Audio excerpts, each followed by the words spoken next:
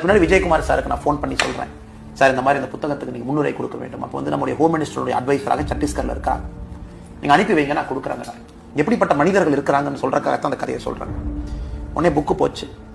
ஒரு வாரம் கழிச்சு நான் கூப்பிட்டாரு. இந்த மாதிரி இந்த புக்ல சின்ன சின்ன கிராமட்டிக்கல் மிஸ்டேக்ஸ்லாம் இருக்கு, சின்ன சின்ன தவறுகள் நான் பார்த்தேன், அதெல்லாம் நீங்க சரி பண்ணணும், நான் திரும்ப உங்களுக்கு அனுப்புறேன். சரி ஓகே, ஒரு புக்கை யாராச்சும் படிச்சிருப்பாங்க, ரேண்டமா திருப்பி பார்ப்பாங்க, ஒரு 10 தவறு இருக்கும். ஒரு 312 தவறு நோட் பண்ணியிருந்தாரு. கமா இல்ல, இங்க வந்து டென்ஸ் கொஞ்சம் மிஸ்ஸிங்கா இருக்கு, ஃப்ளோ ஸ்லோவா இருக்கு, இந்த பேரா இங்க வந்தா சரியா இருக்கும். அதாவது ஒரு புக் ரிவ்யூ பண்ணக்கூடிய ஆள், ப்ரொஃபஷனல் ஆள், அதை அப்படியே எழுதி எனக்கு அனுப்புறாரு. அதுவும் வந்து வாட்ஸ்அப்ல டைப் பண்றார். Page 12, line number 7, word number 3, please check. அதை பார்த்த பின்பு எனக்கு தெரிஞ்சது, ஓகே, இதுதான் விஜயகுமார் சாருடைய சக்சஸுக்கு காரணம். மெட்டிகுலஸ்னஸ். எந்த வேலையா இருந்தாலும் சரி, சின்ன வேலையா இருந்தாலும் சரி, பெரிய வேலையா இருந்தாலும் சரி, அதற்கு மதிப்பு, எல்லாவற்றையும் தாண்டி செய்யக்கூடிய வேலையின் மீது அர்ப்பணிப்பு. எதுக்கு இந்த 3